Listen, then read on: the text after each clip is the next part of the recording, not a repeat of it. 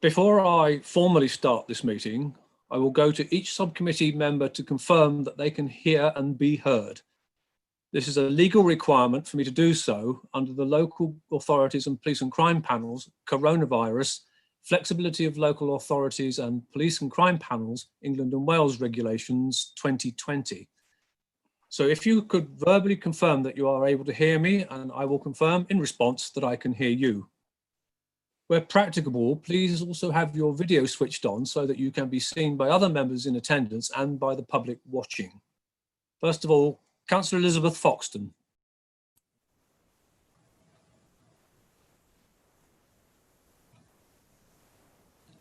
Councillor Foxton? Sorry, thank you, Chair. I can hear you. Excellent, and I can hear you. Councillor Jeremy Milne. Yes, thank you, Chair. I can see and hear you. And I can hear you, Councillor Milne. Thank you. I would also like to request that the officers who will be present throughout this meeting also confirm that they can hear and be heard. Emma Bowell from the Licensing Authority.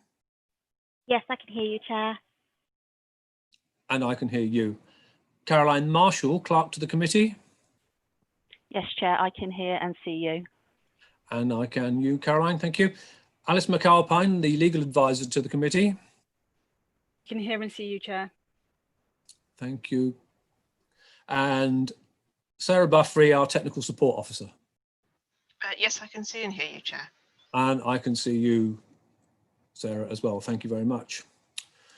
I would like to welcome everybody to today's meeting.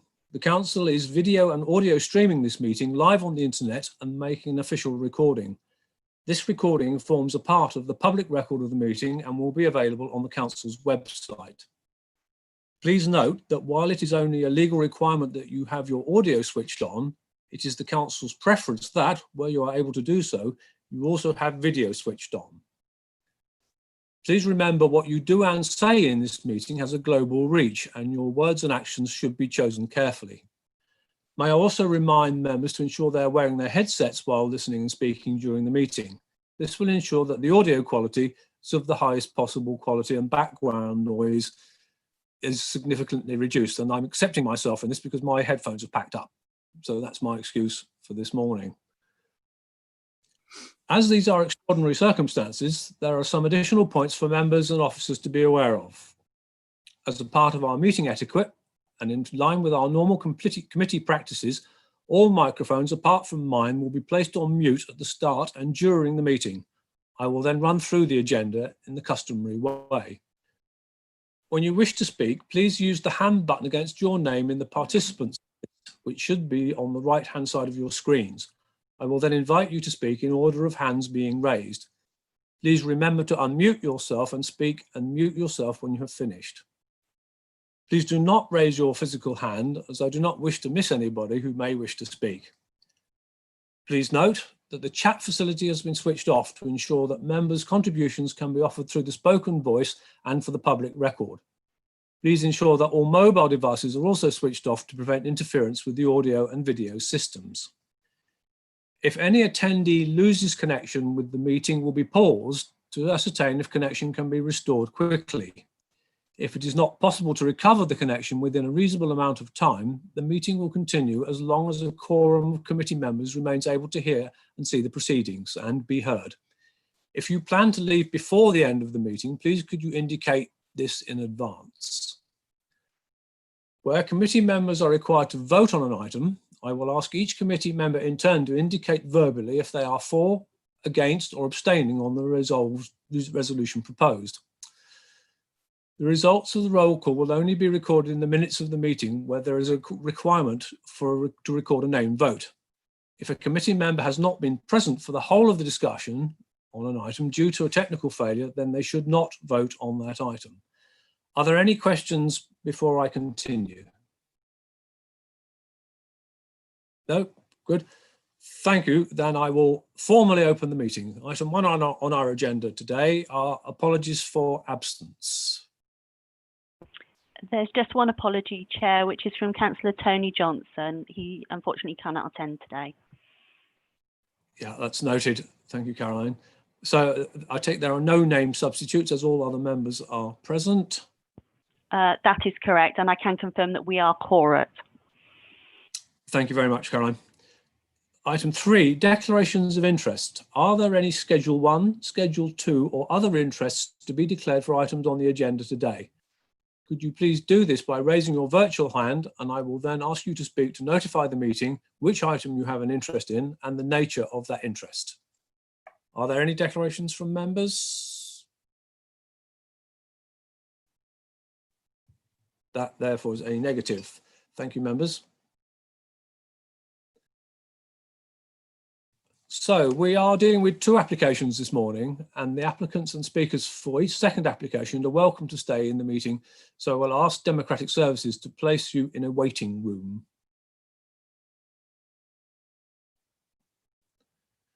Democratic Services will let you know when the first application is nearing conclusion, and you'll be invited back into the meeting just prior to your application being considered.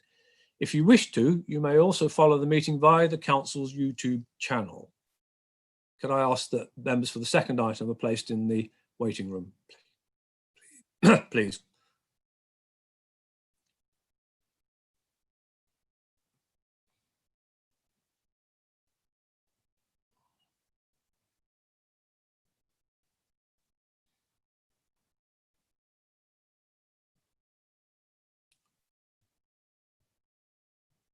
Are we all there yet?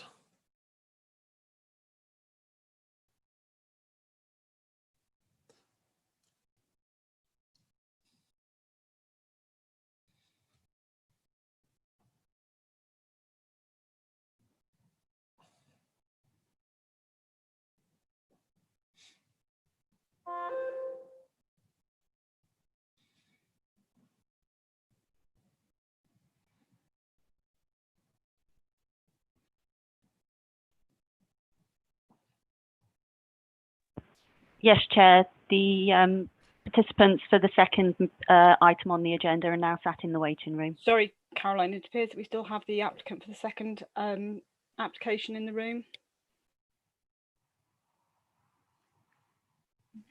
He's sitting with Mr. Needs. Okay.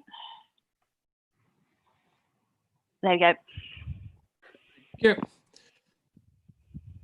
So this first application is to grant of a premises license in respect of Red Barn Events, Red Bank Farm, New Groves Lane, Hampton Bishop, Hereford, HR1 4LD under the Licensing Act 2003. This is to consider an application for the grant of a premises license in respect of Red Barn Events, Red Bank Farm at the address I've just given you. Now, this item was heard and adjourned on the 6th of August to allow consideration of additional information from environmental health by the applicant. The subcommittee is aware that the outstanding environmental health conditions have now been agreed between all parties. Is that the case? Yes, Chair, it is. Health officers? Sorry. That's the case. Mr. Samper, wherever you've gone. Mr. Semple was just having a little technical difficulty, Chair. He's just restarting his machine, so he'll be back with us momentarily. Okay, well, I will wait for him then, just to confirm that his representative, his client is happy with the conditions that have been agreed.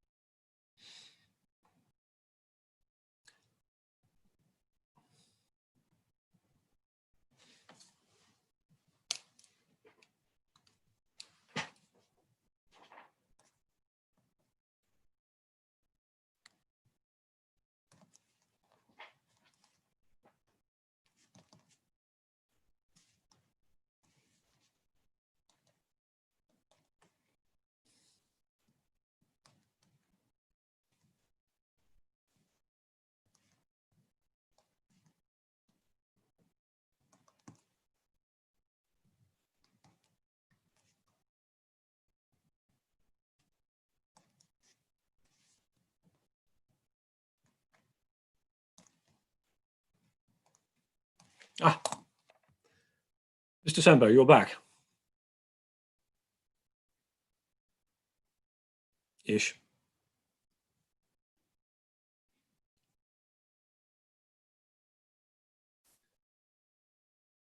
Mr. Sembo, can you hear us?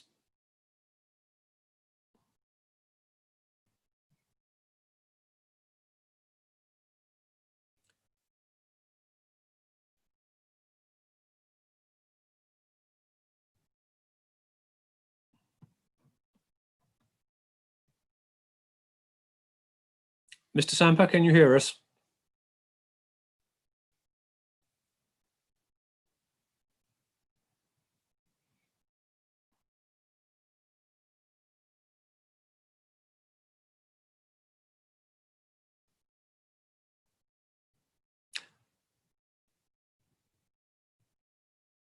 Mr. Sampa?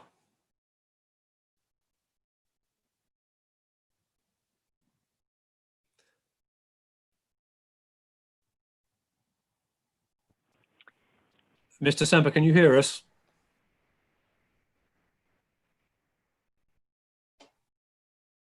Error. Is it possible to supply to Mr. Semper the telephone number in order to call in via telephone line, please?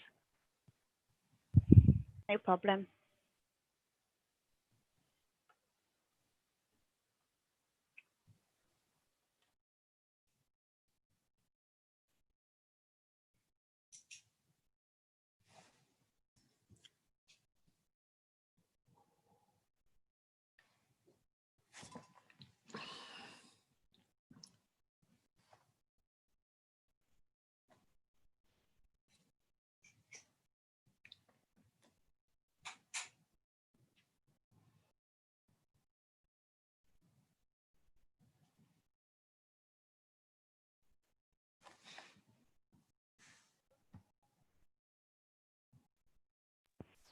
Chair, would you like to adjourn for 5 minutes just whilst we get Mr. Semper back on a telephone line so that he can participate in the meeting? Right. Therefore, may I ask that the live stream be paused?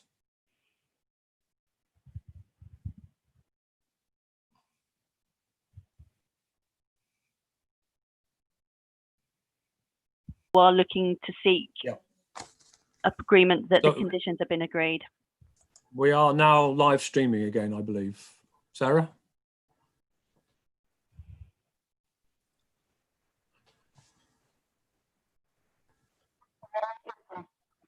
Excellent.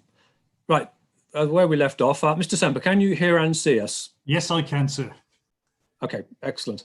I will start this item again, knowing that the subcommittee were aware of outstanding environmental health conditions from the meeting on the 6th of August that have now been agreed between all parties. Could I just check now that environmental health are in agreement with the conditions reached and that you, Mr. Semper, are happy with the conditions reached? Yes, indeed, sir.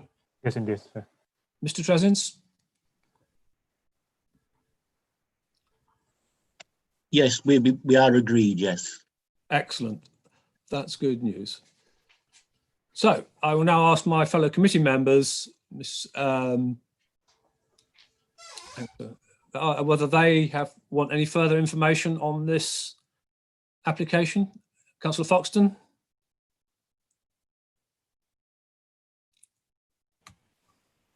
No, I'm happy, thank you. Councillor Milne? Simply to ask, just Chair, that I take it under those conditions, those recommended conditions, the matter of recorded music, which is not specifically mentioned, will be covered. I take it under the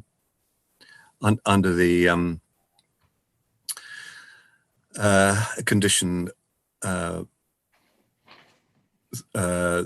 Sorry, I'm losing my place here.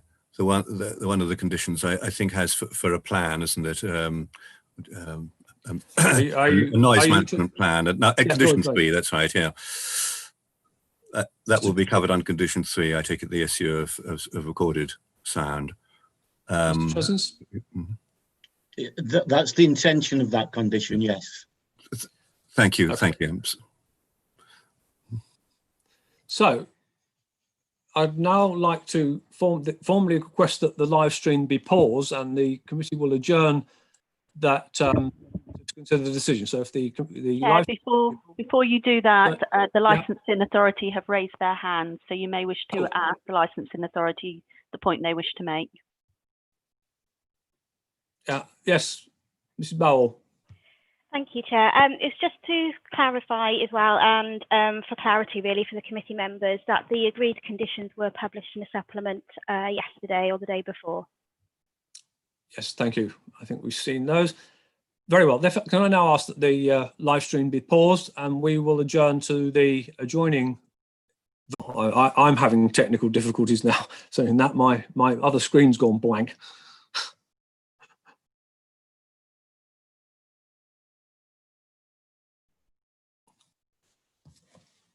Are we all here?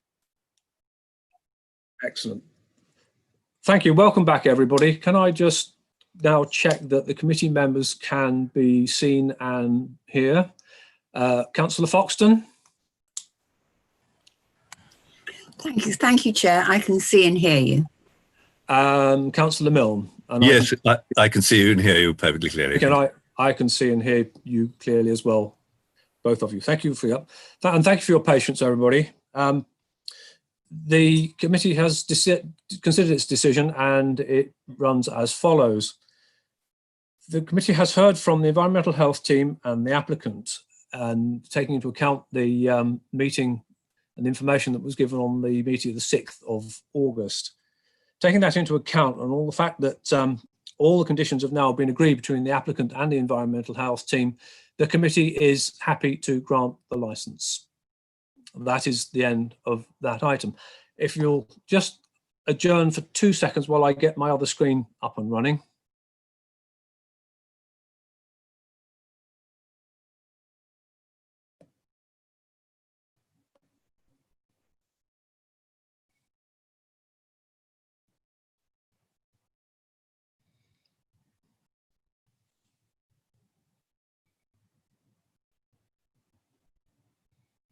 Okay, we're back in business. So can we then move on to item 5 on our agenda, which is the consideration of, I'll just get back to the right page. This is an application to grant a premises license in respect of Gillow Cider, Gillow Manor, St Owen's Cross, Hereford, HR28LE, under the Licensing Act 2003. Could I please now request that the applicant and speakers for the second item are admitted to the meeting?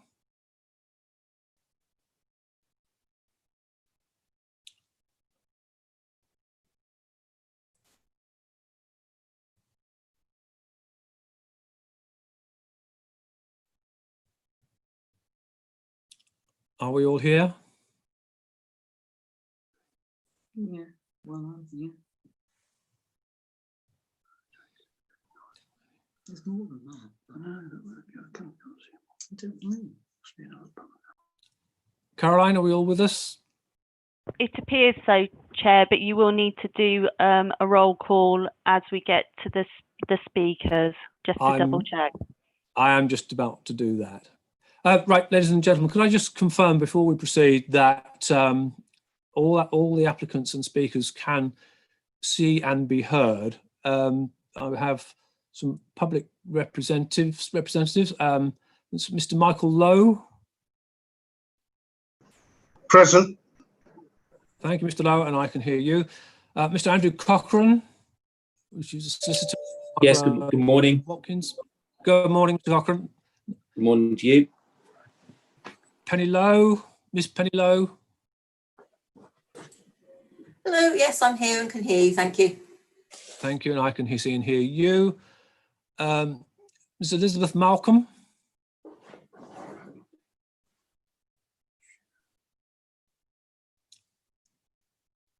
Elizabeth Malcolm, are you with us?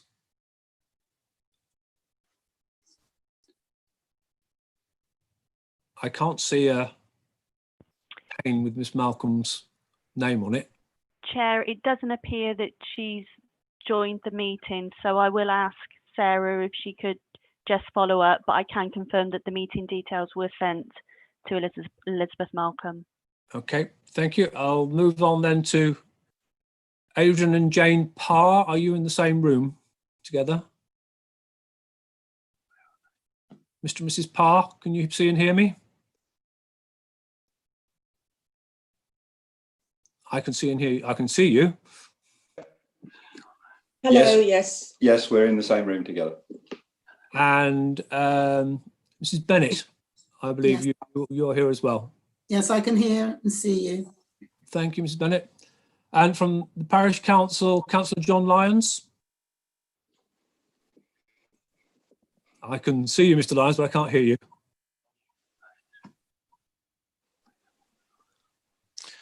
Present. Thank you, Mr. Lyons. Now from our environmental health team, Jackie Mahoney.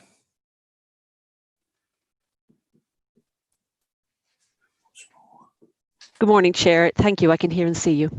Thank you, Jackie. And finally from the environmental health team, Elizabeth Loughlin. Good morning. Yes, I can hear and see you, Chair. And are you, Elizabeth? Thank you. And then finally, the applicant, Mr. David Fletcher. Yes, sir. Good morning, Chair. We can see and hear you. And thank you. And thank you. Nice to see you, Mr. Needs.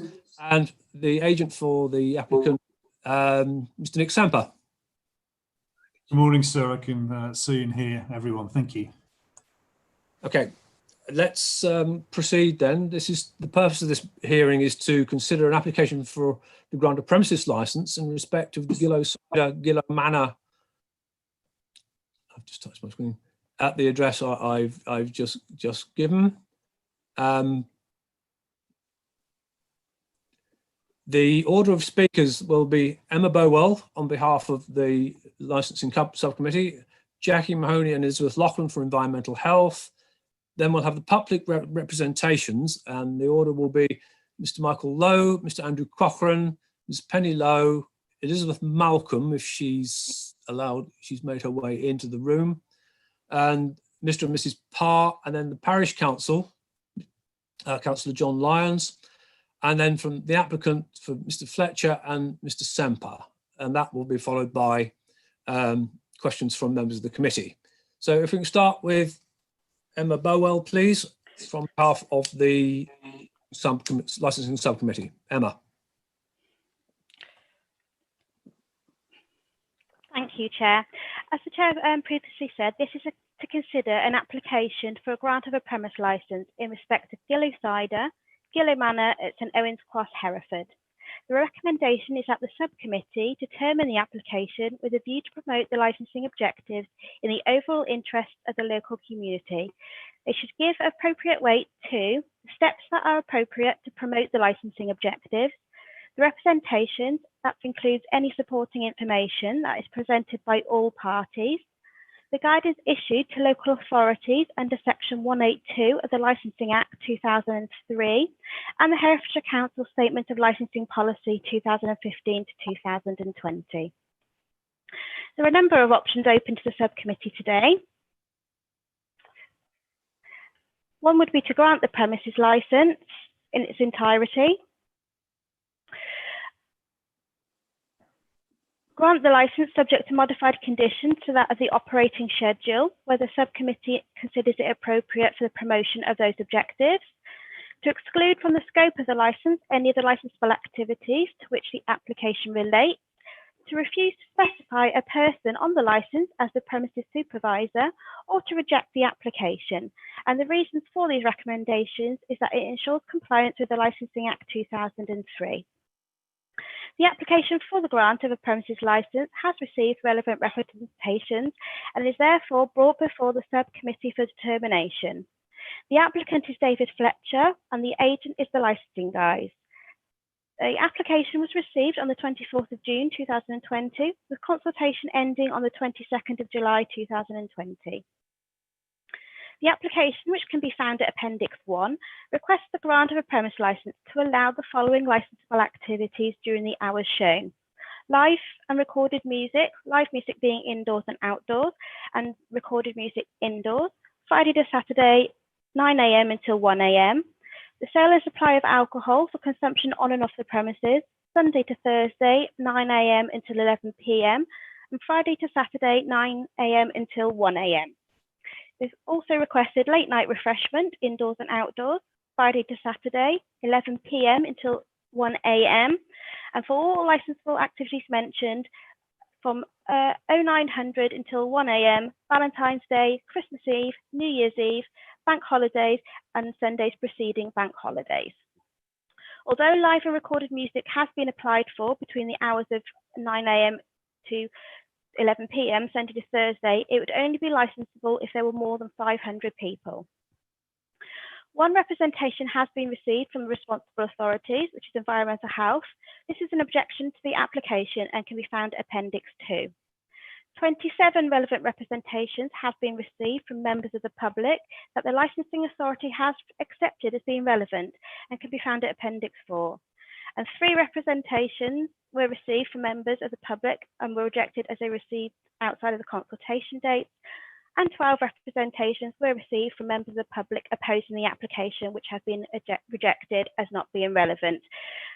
I'd just like to raise a matter, if I may, Chair, that we appreciate the concerns about access and highways and the planning that were mentioned in the public representations, though this doesn't fall under the licensing remit and therefore cannot be considered. Any decision may have an impact on the local community. There are no equality issues in relation to the content of this report. This report has human rights implications for both the premises licence holder and the residents from the local neighbourhood. Article 8 of the European Convention of Human Rights provides that everyone has the right to respect for his and her private and family life in his or her home, which includes business premises.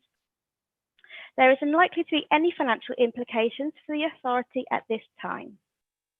As relevant representations have been received, the subcommittee must determine the application under section 3.5.7c of the Herefordshire Council Constitution.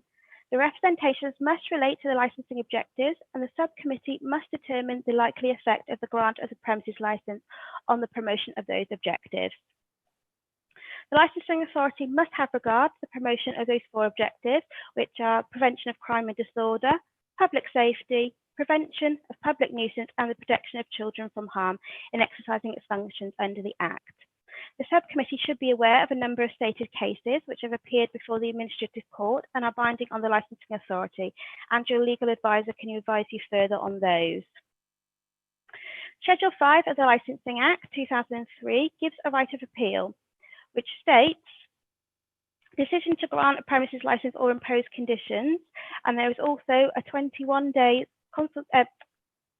the appeal should be made to Magistrates Court and must be made within 21 days beginning with the day on which the appellant was notified by the authority a decision appealed against. There is little risk associated with the decision at this time, as the legislation allows for that right of appeal. All responsible authorities and members of the public living within Herefordshire have been consulted. Appendixes 1 to 3 can be found at the back of the report, and I'd also like to add some supplements were added yesterday, and the applicant has asked for revised timings for all licensable activities until 11 p.m. Monday to Sunday, and until 1 a.m. for one event per year, Friday to Sunday, which is for the annual Cider Festival, which was on a movable date and subject to a noise management plan agreed with Environmental Health. Also, Environmental Health have provided a background details of premises and photos to go along with that. Thank you, Chair. Thank you very much. Mrs. McAlpine, you have your blue hand raised. I do, Chair. As Ms. Bowles just mentioned, supplementary documents were published yesterday. I just want to make sure that everybody has seen those before we go any further. Is everybody content that Alternatively, can people tell us if they haven't seen them? That the supplementary information has been distributed? It was published yesterday. Okay, I don't see any discontent. I don't see any objections. So amongst the faces in front of me. Chair, I will confirm that I did send the link to the supplementary information to all people who had submitted a notice of intent to this meeting, so it was circulated to them. I've also got an update with regard to Elizabeth Malcolm, who has confirmed that she won't be attending this meeting. Okay. Thank you very much, Caroline. May I just make a comment at this stage of something that Emma has said, and I saw some alarm amongst the faces of some of the people here. This committee is unable to consider matters relating to highways issues. It's this under the 2003 Act. This committee is purely entitled to consider matters to do with licensable activities, and that does not include the highways impact. I am not happy with this, and I have been lobbying at national level for some time to disrupt the disparity between planning regulations in which highways matters would be considered and licensing where they cannot. I do not understand why this disparity still continues despite making representations through the Local Government Association and Parliament. However, we are in the situation that we are in, and whereby, unfortunately, highways issues cannot be taken into consideration with this application. Saying that if temporary events notices are applied for, then highways will have an input into whether or not that temporary events notice would be covered. So, and the other point is that then the British Balfour Beatty Living Places, who are the council's contractor, will then be able to impose temporary traffic regulation orders on the places of concern.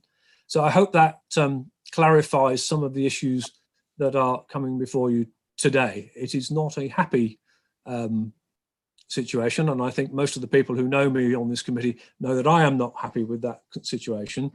But unfortunately, legally, looking at Ms. McAlpine, that is where we are. I'll now turn to Jackie Mahoney and Elizabeth Laughlin to give the environmental health aspect of this application, please. Jackie and Elizabeth. Okay. Good morning. Thank you, Chair. Environmental Health, the Protection Service was consulted on the application in July 2020 through the licensing process for a premises licence in pursuant of the licensing objectives, prevention of public nuisance, as laid out in the Licensing Act 2003. And the application listed extensive operating hours, but there appeared to be a lack of detail about proposed activities and their location, so the Environmental Health team made representations.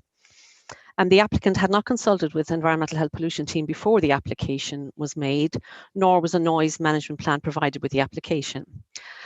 A site visit was therefore undertaken on the 10th of August by myself, Jacqueline O'Mahony, and Elizabeth Laughlin, with the owner, Mr. Fletcher, and the agent, Mr. Needs, on site.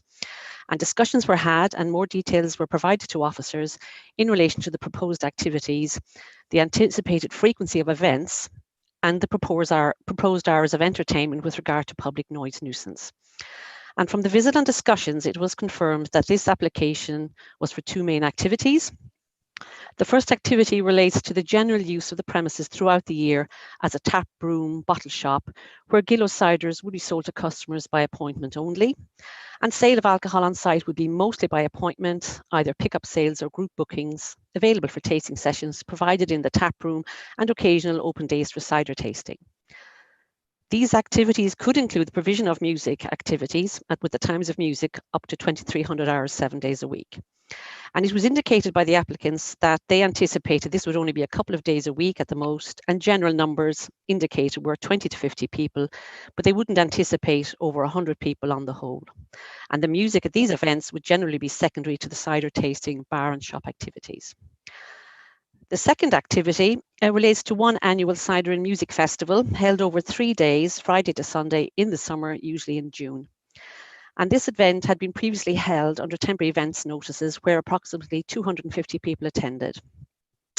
Now, the stage music proposed times for this event would be Friday night into Saturday morning, 0100 hours, Saturday into Sunday morning, 0100 hours, and Sunday it would cease activities at midnight. And this would also be concomitant with the provision of a noise management plan to be approved every year with environmental health in advance, and this plan followed. So if I could just ask people to go to figure 1 on the environmental health commentary. You can just see. Okay, it just shows, this shows the location of the premises. So the premises is Gillow Manor, is located in a rural location southwest of the A49 and west of the A4137 Monmouth Road, near to the hamlet of St Owen's Cross in South Herefordshire. And it is reached by a single track. So you can see a green line on the top right is the A49. The red line coming down to the southeast is the A4173 to Monmouth. And then halfway along, there's a yellow road. This is the single track country road, and then you access Gillow Manor halfway along through a private track. And the premises is situated in a slight valley. And as I say, St Owen's Village is located approximately 960 metres southeast of the venue. You can just see the red dots, the premises dots. Trettyre, and I apologise if I'm pronouncing this incorrectly, Trettyre Hamlet is possibly 1,400 metres to the southwest of the premises, and Michaelchurch Hamlet is approximately 960 metres to the west of the hamlet. And again, due to the rural location of this venue, bearing in mind environmental health considerations, background noise levels will be probably relatively low, probably under 30 decibels. So if I could ask you to turn to figure 5 in the document.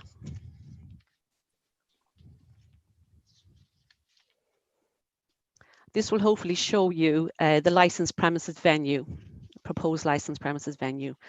And you can see that it's a set of barns, 2 barns, A and B, in a field located southwest of the main house, which is Gillow's Manor. And the licensable area is delineated by the red and blue lines. So building A then, so this is the one, if you could look towards figure 2, the photograph of figure 2.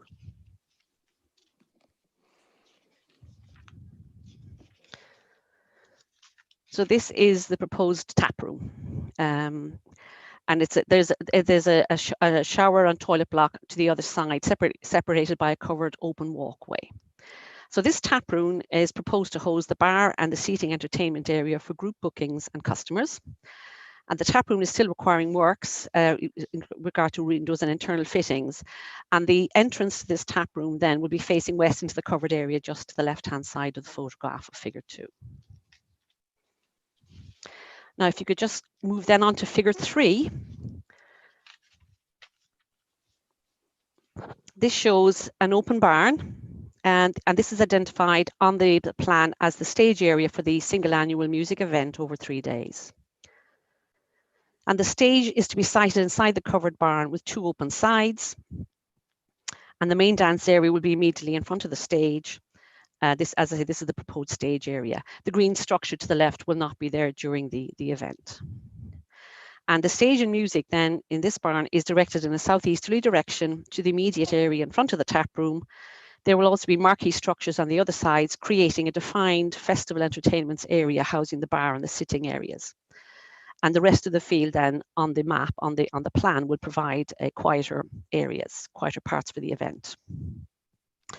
And if you look at figure 4, you can have another view of the proposed area. So you can see the barn in the background, barn A with the tap room.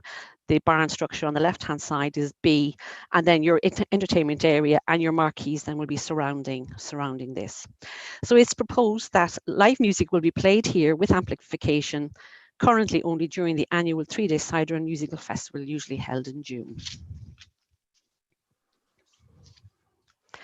So as part of the consideration then of the license, we looked at the previous history of the premises and checked for any events and any potential noise complaints. So table 2, it lists 8 TENS applications, temporary event notice applications received by the service in relation to Gillow Cider between December 2014 to date. 4 of these relate to the 3-day cider and music festival, usually held in June of each year. In relation to complaints, we found 1 complaint on the system from 2018. And again, as part of the consideration, we've also been aware of local objections made in relation to this application, and this has been included in our consideration of the application, specifically with regard to music noise. So our considerations then, to recap, the events conditions concerning the application are to do with 1, a licensed premises general activities taproom shop with open days, and 2, 1 annual music festival event 3 days a year between Friday and Sunday to run consecutively. So the original application offered the following 2 conditions. Condition 1, the noise and vibration shall not emanate from the premises so as to cause a nuisance. And condition 2, the premises license holder or DPS must immediately comply with any request to adjust noise levels or frequency spectra made by an authorised person as defined by Section 13 of the Licensing Act 2003 or the police. We agreed with both these conditions. However, we felt additional conditions were required in relation to prevention of public nuisance due to the premises rural location, proposed music events, and consideration of the objections received in relation to this application. And we therefore propose the following conditions. Condition 3, prominent, clear and legible signage and not less than 32 font bold shall be displayed at all exits to the premises, requesting the public to respect the needs of local residents and to leave the premises and the area quietly. Condition 4, no regulated entertainment shall be permitted on the premises after 2300 hours, with the exception of 1 music festival event a year. Condition 5, the premises license will permit 1 music event per calendar year to take place on the premises. The duration of the music festival event shall not exceed 3 days for regulated entertainments, and all 3 days shall run consecutively. For the purposes of this license, a music festival event shall be defined as an event where the primary purpose is a concert featuring music acts. Condition 6. No regulated entertainment for the music festival event shall be permitted after 0100 hours Friday night into Saturday morning, Saturday night into Sunday morning 0100 hours, and 00 hours on Sunday night. And condition 7, there shall be an annual noise management plan written and agreed with the environmental protection team in advance of each annual music festival event and no later than 60 days before the event. And the premises license holder must comply with the written agreed noise management plan. And these have subsequently been agreed by the applicant. So therefore, Environmental Health have no objections to this application with regard to the licensing objectives 3, the prevention of public nuisance. That concludes my report. Thank you. Thank you, Jackie. Elizabeth, anything to add? No, Chair. Okay, thank you very much. So I will now move on to public representations in the order I read out earlier. It is the council's practice that public representations should be limited to 3 minutes. However, I am conscious of the contentious nature of this application, and I will be flexible, but I would urge you to keep your comments pertinent and relevant to this application. So I'm going to ask on Mr. Michael Lowe to speak first. Thank you, Chair. I'm represented today by Mr. Andrew Cochrane, so I'll easily manage your 3-minute allowance. Thank you. Will speak for me. Thank you very much, Mr. Lowe. Mr. Cochrane. Yes, good morning. Can you hear me and see me? Indeed, yes, we can. Marvellous. Yes, well, as Mr. Lowe said, I represent both him and Mr. Watkins in respect of this matter. They're 2 local residents who were concerned by this application. And I think largely concerned about it because of the experiences that they have had arising out of the annual festival, which has taken place previously, and that includes issues relating to noise disturbance, lack of control of the patrons who were attending the event, and concerns, as you've already said, about traffic, which, as you rightly pointed out, are not, unfortunately, something which can be considered as part of today's application. And given that the application on its face is a very wide-ranging application and would seek to permit a wide range of activities at most times of the day or night and throughout the year, then there was some concern on my client's part to try and understand better what could be done. Their view, having spoken with me, is not one of outright objection, but was to seek to see if there was a way in which this license could be granted, but on conditions which safeguarded, they provided appropriate safeguards for their position.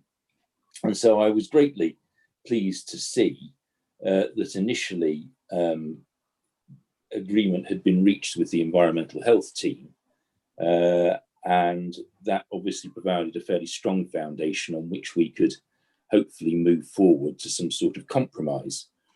And what I've sought to do in conjunction with the representatives for the applicants, mostly during the course of yesterday, was to try and just build on that and provide some further reassurances, I suppose, for my clients and hopefully other local residents as well, and to put the license, I would have thought, into a shape where I think it hopefully, if agreed by you, provides the appropriate safeguards. And so some of the issues that I focused on were these. And I don't know whether you have the document. It is actually a document which has been submitted by the applicant's representative, but it follows discussions with me. And it says further negotiations have occurred between the applicant and Mr. Andrew Cochrane, Flint Bishop, licensing solicitor for the two of the local residents. And he sets out very helpfully some of the points which I've amended and set out my views on what it is that perhaps needed to be built upon from environmental health.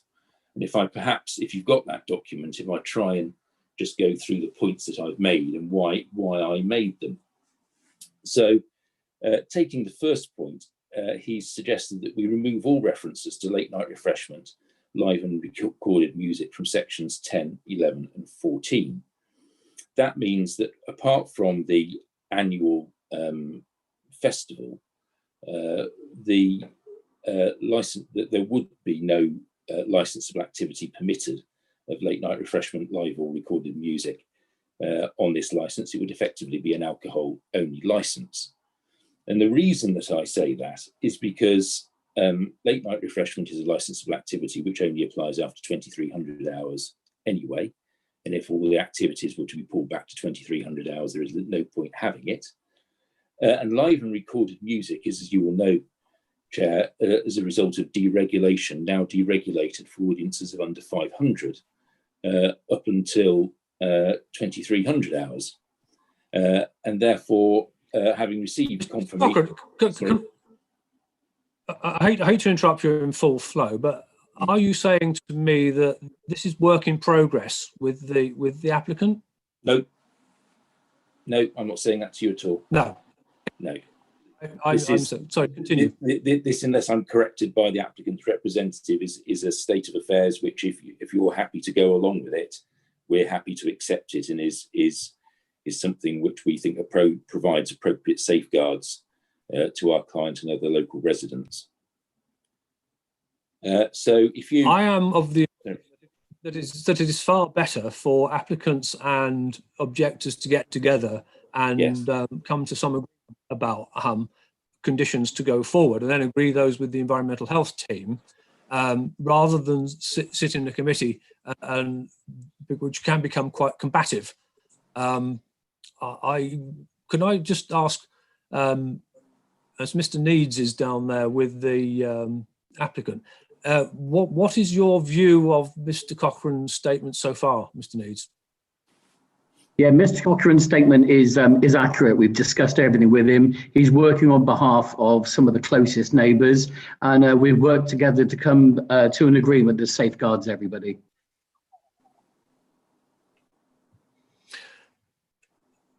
So I am reluctant for this committee to start imposing conditions on an application that is not agreed. It doesn't tend to work particularly well.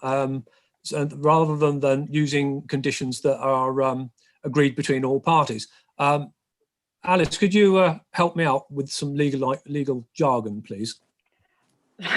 I'm not sure I want to start legal jargon. So my understanding is that these conditions have been agreed between Mr. Cochrane, who's representing Mr. Lowe and the Watkins family, and the current applicant. I don't believe these conditions have been agreed with the other public representatives. So we are in a somewhat strange, awkward position in that clearly we have two.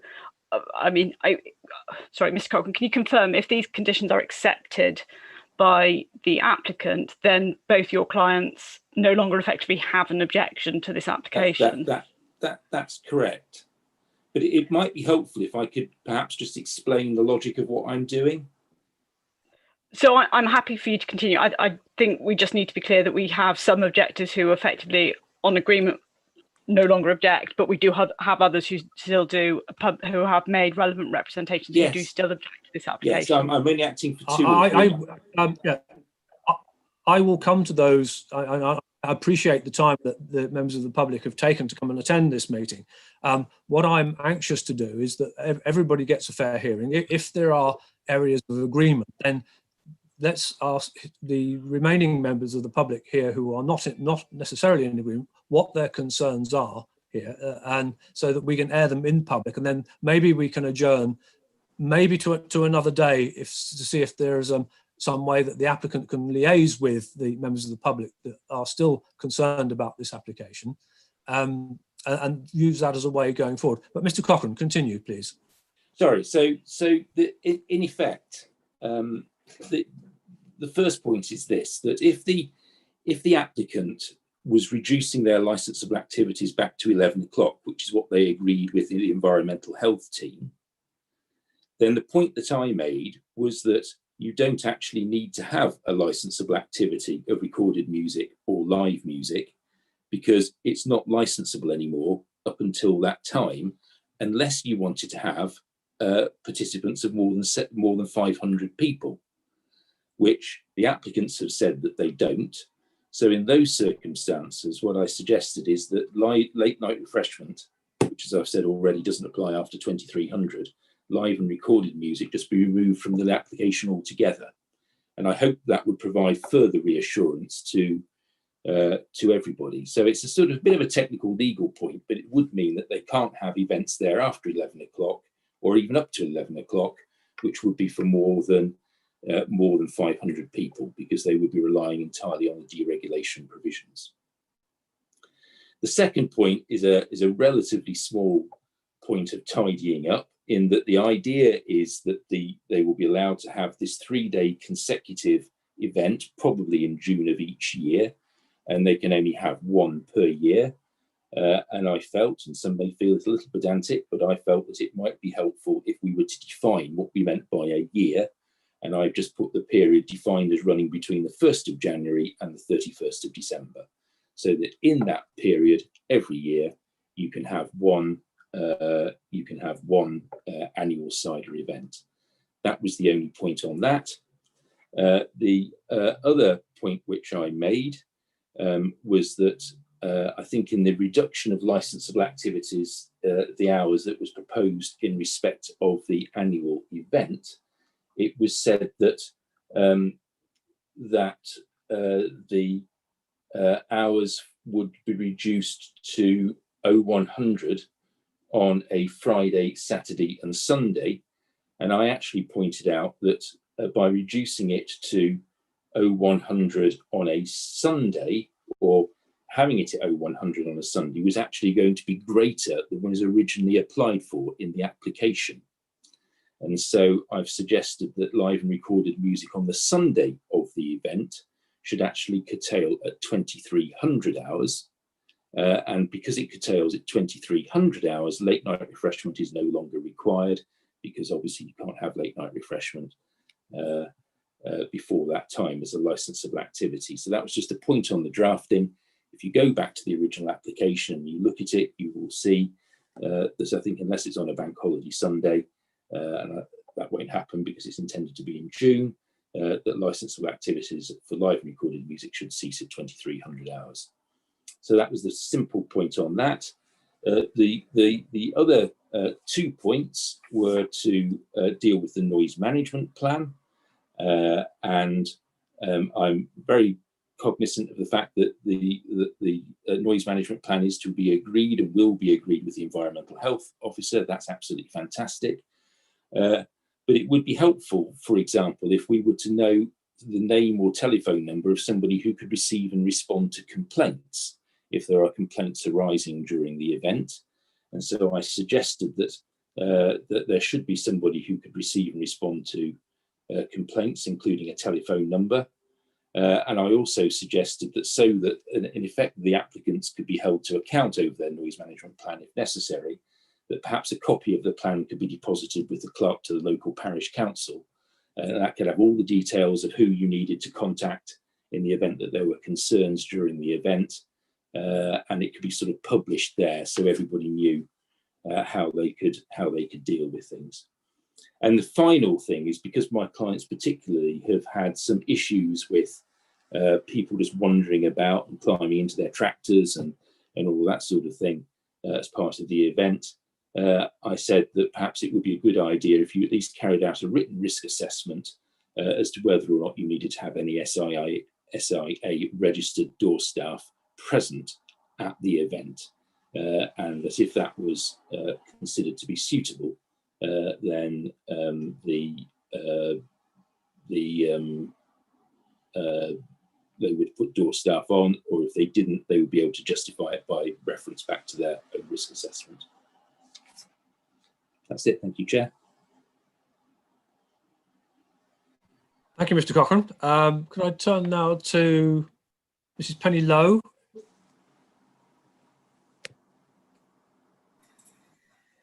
Thank you, Chair. I hope you can hear me. Indeed, yes, we can. Yes, I put in my representation, the main elements being the nuisance as a result of the noise. We have had, as you know, experience of the cider festival over the years. And although the noise has been excessive, it's always been difficult to know who to complain to have it adjusted when it is late in the weekend evening. So I'm very cheered to see that we'll have a nominated person to say, turn it down now, rather than having to make representations at a later date.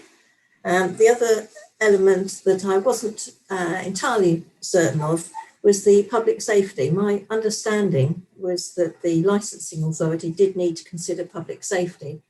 And as such, I know you've said that the roads aren't part of it, but the extra traffic going to and from the licensed event is a consequence of that extra numbers and the activity. So rather than under planning, I would consider it under public safety, that I was concerned that this licensed activity might give rise to endanger the public as a result. Haven't got much more to say than that, but in the question section, happy to take any further questions.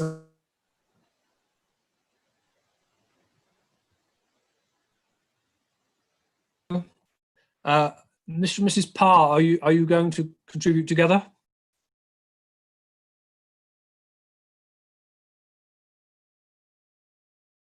Mr. and Mrs. Parr, are you still with us? Yes, thank you. Hello? Hello? Hello. We can hear you. Yeah. Our main objection to this application is the vagueness of the application. We don't understand why the applicant needs to make an application for 365 days of the year when he says that he's only going to use the music for the cider festival. I mean, the cider festival is completely intolerable for us. You can hear the music when sat in our house with the windows closed and the television on. So in view of the fact that the applicant's business is cider making, we feel that our only course of action is to absent ourselves from our house for those 3 days. And we've always been prepared to do that. However, if the applicant is allowed to have a license for music, even up to 2,300 hours, and an alcohol license for any other day of the year, and he has already had several weddings at the premises around the time that the cider festival is on, then we will never know when there's going to be an event that is going to cause us a great deal of nuisance and difficulty.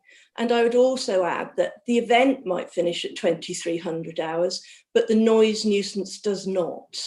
It continues, the people camp, we have all the noise from them, we have vehicles coming past our house until, and if they finish at 1 o'clock, that will mean that will go on until 2 or 3 o'clock. And that's not a traffic issue, that is a public nuisance issue with the noise continuing. And so therefore, whilst we appreciate that the cider festival is part of their business and are prepared to, as I said before, absent ourselves, the vagueness of the application for other things concerns us greatly. Because it could mean that at any point in time, this could be an issue that we can't get away from. So therefore, if we're going to have this sort of thing every day of the year, effectively, it would become intolerable to live in our property. Thank you, Mr. and Mrs. Parr. We have Mrs. Bennett. Next, please.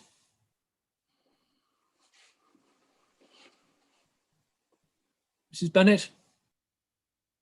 Can you hear me now? I can hear you.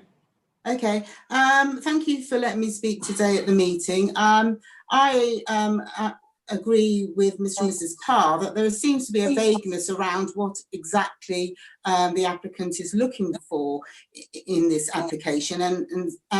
But even music, from what I can understand, open days, or music, whatever, till 11 o'clock at night, potentially every night of the year, even though he says, the applicant says 2 days a week. We don't know it's going to be 2 days a week. That could be every weekend. Music and people coming to and fro till 11 o'clock at night, and they have to come straight past my front door. We already tolerate the cider festival because we knew that existed before we moved here. And as fairly new people to the area, we felt that was something that we could deal with. However, you do get people coming to and fro, car doors slamming, people camping. It doesn't finish at 1 o'clock in the morning. There is noise all the time. The other thing is there's a potential of having wedding venues there. You know, wedding events has been suggested to us. And it's easy to say, oh, we might only have these events 2 days a week, but the license will enable them to have them whenever they like. And, you know, we've got human rights as well as the applicant, and we didn't move to this rural location for peace and quiet to potentially have things going on till 11 o'clock every night. You know, some of us have to get up for work in the morning, and we don't want to listen to this. We don't want to move to somewhere with was potentially a pub in our backyard. There's plenty of licensed premises around where people can go, as far as I'm concerned.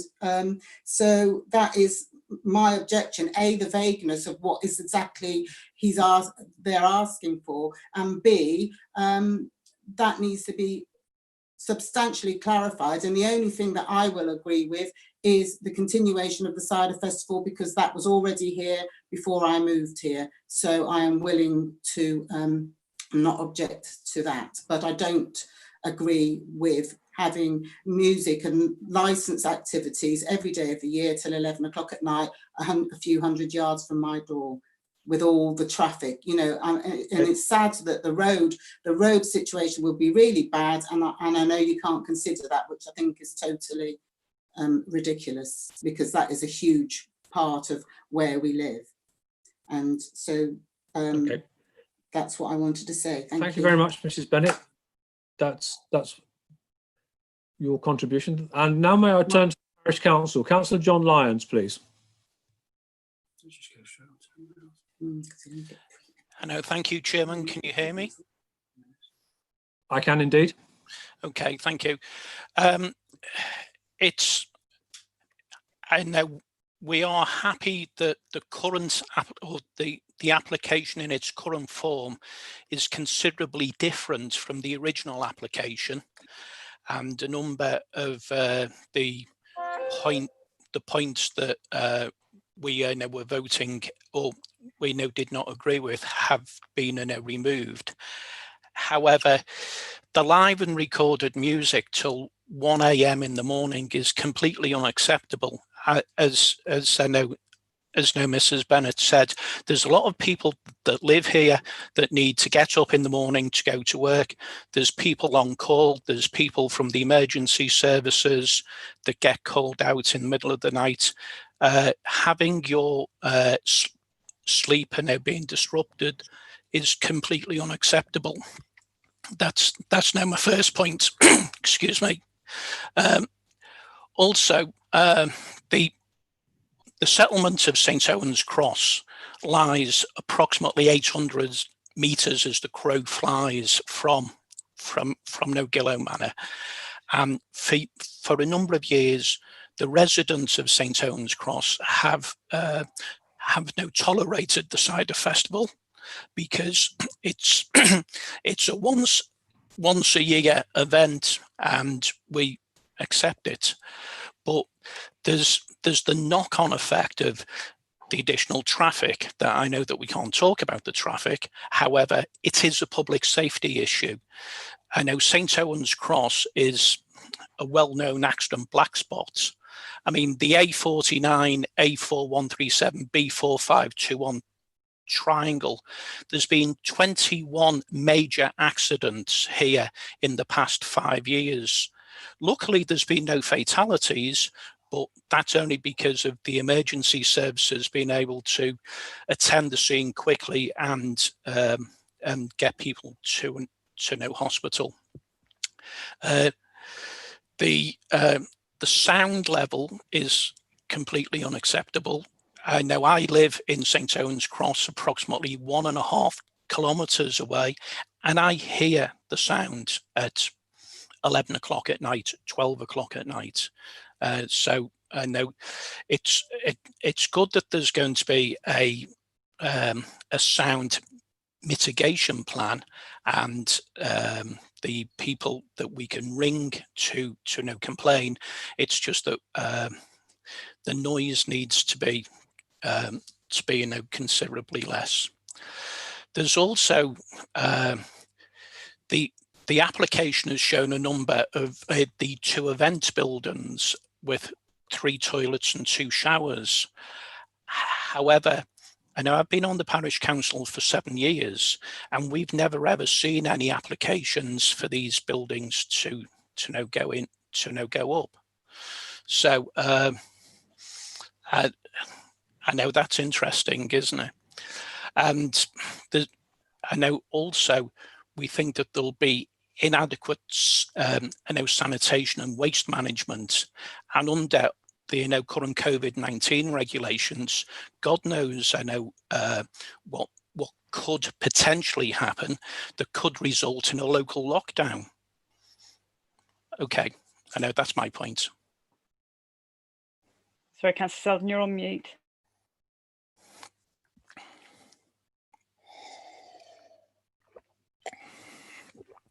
Councillor Selden, you're still on mute. I've been talking to myself again.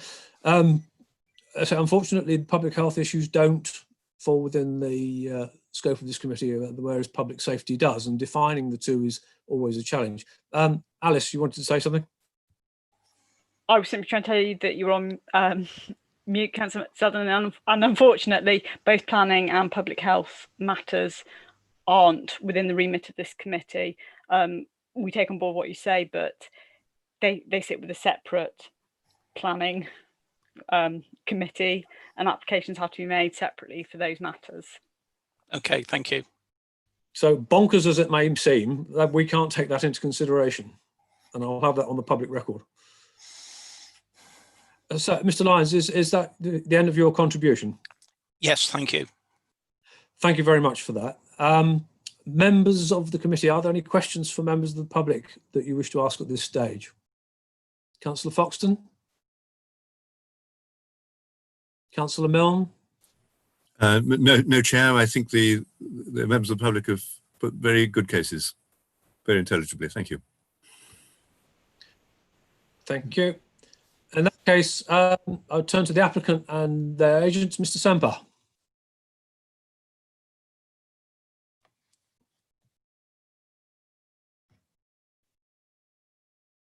Now, I appear to be having IT issues. No, apologies, we can't hear you, Mr. Semper. Is that any better? Can you get me? Okay. We can hear you now. Yeah. Okay, excellent, excellent. Well, look, the applicant has benefited from sight of the representations that clearly enunciate the concerns of local residents. Now, we've also welcomed a site visit from the excellent Ms. Jacqueline Omani from the EHO, and those related negotiations have resulted in the conditions that have been agreed between us. We've also entered into a very constructive dialogue with Mr. Andrew Cochrane, Head of Licensing at Flint Bishop Solicitors, who acts for two of the parties who have raised representations. As a result of those negotiations, we've arrived at a position whereby we have modified our application to confine the ability to hold an annual cider festival as a seasonal variation within the terms of a premises licence. The terms of this variation are set out in our most recent additional amendment contained within your bundle, upon which we are also agreed. So we now need to explain the import of what we're asking for and why.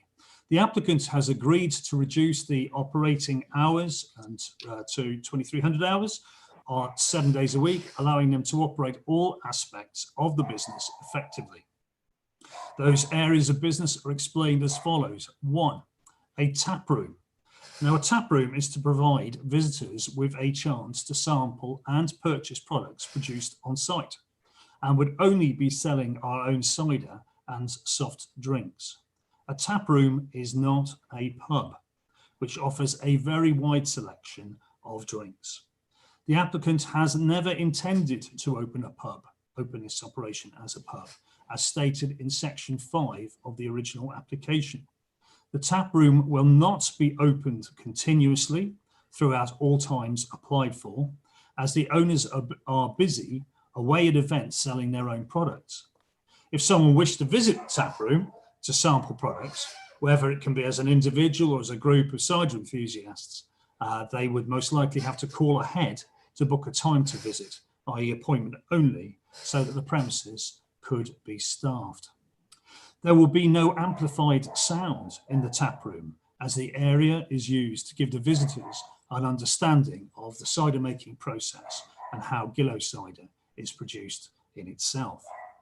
Now, the hours applied for, i.e. from 9 AM in the morning, is to allow the sales of alcohol via the internet, phone, and to allow collections from the site should anyone wish to pick up their order. And in doing so, they can pick this up from the tap room and buy additional products over the counter should they so wish. Now, as per the amendments, the intention is to regularise the modest yearly festival for the several hundred people that attend it. Indeed, this application offers so much more control than a largely unconditioned temporary event notice. Regarding noise nuisance, the applicant has reduced the hours as shown and produced a full noise management plan to meet the requirements expected of an event operator to cover the yearly festival, and this has been submitted to the EHO.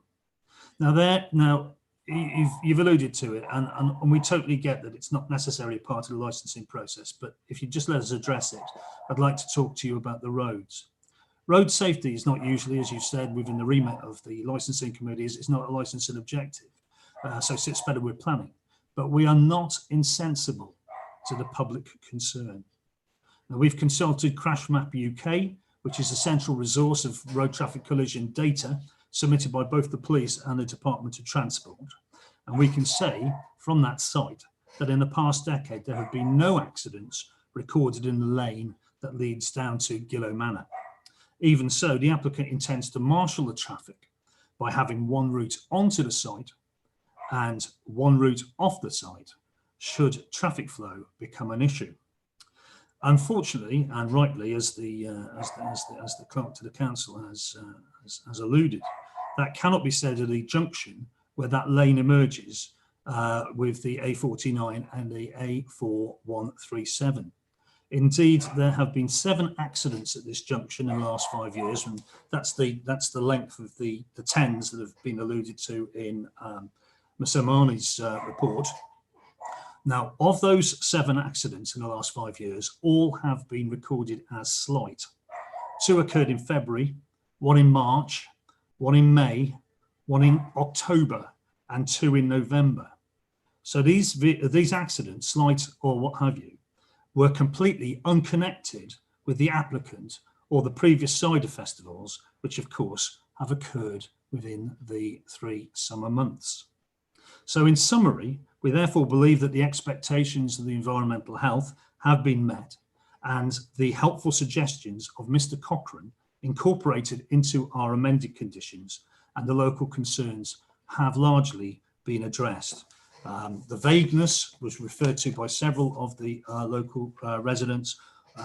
That's been tightened up with working with Mr. Cochrane, EHO, and noise nuisance has been tightened up with the agreed conditions with environmental health. And we therefore respectfully, ask the committee to grant the premises licence under the terms that have been negotiated and agreed. Thank you. Thank you, Mr. Samper. Members, are there any questions for Mr. Samper or any comments from Mr. Needs or the applicant? No, thank you, Mr. Chairman. No comments from ourselves. Thank you, Mr. Needs. Councillor Milne, Councillor Foxton, any comments, questions? I have none. Thank you, Chair. Councillor Foxton. It's a very difficult one and an awful lot to consider, but yes, very tricky. Thank you.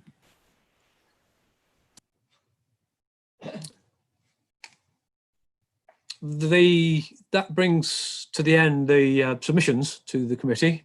The subcommittee will now adjourn to discuss the matters, and I imagine this is going to take a little while.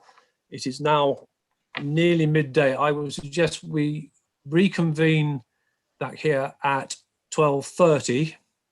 I'd be grateful if you could please rejoin the meeting at 12 or bring in 5 minutes before 12:30, because we will adjourn in case there are any technical issues which need to be resolved. You may remain in this meeting should you wish to do so. I'd like to formally request now that the live stream is paused and the Democratic Services team confirm that we are no longer.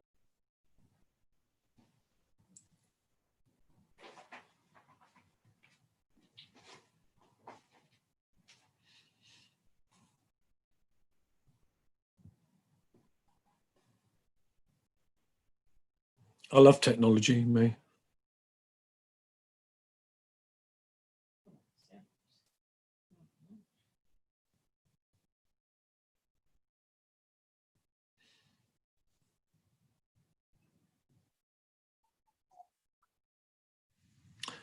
Thank you, and welcome back to the licensing subcommittee. Before I read out the decision of the subcommittee, could subcommittee members verbally confirm that you are able to hear me, and I will confirm in response that I can hear you.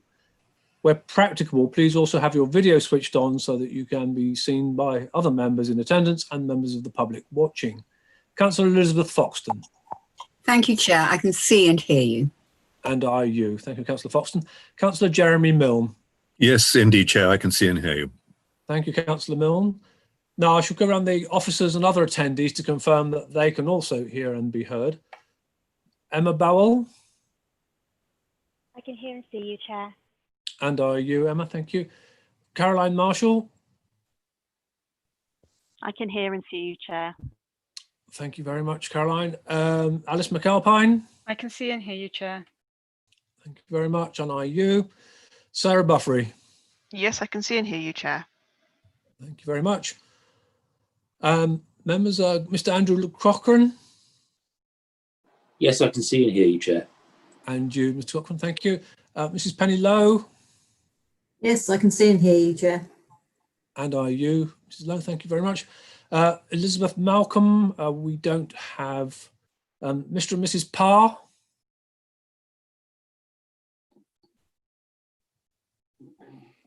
Let's say again. Yes, Chair, we can see and hear you. Thank you very much. Mrs. Bennett. Yes, I can see and hear you. Thank you, Mrs. Bennett. Councillor John Lyons from Parish Council. I can see and hear you, Chair. Thank you, Councillor Lyons, and are you? Mr. David Fletcher. Yes, Chair, see and hear you. And I can see and hear you. Thank you very much. And finally, Mr. Nick Semper. I'm very sorry, sir. I can't see you. My camera's gone down, but I can hear you.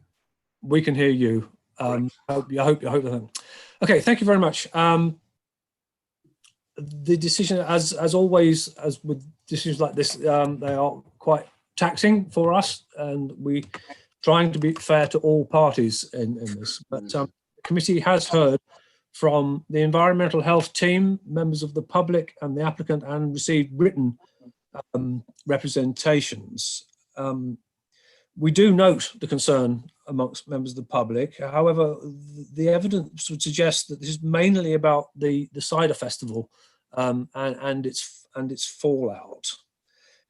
Which could be all year. We note that under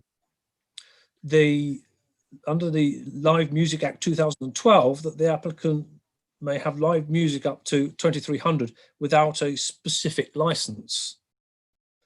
The conditions agreed between the applicant and the environmental health team will be applied to the license. However, there are two small amendments. First one is additional wording to condition 3, is that the applicant must deposit a noise management plan with the clerk to the parish council at least 7 days before the event. Ms. McAlpine.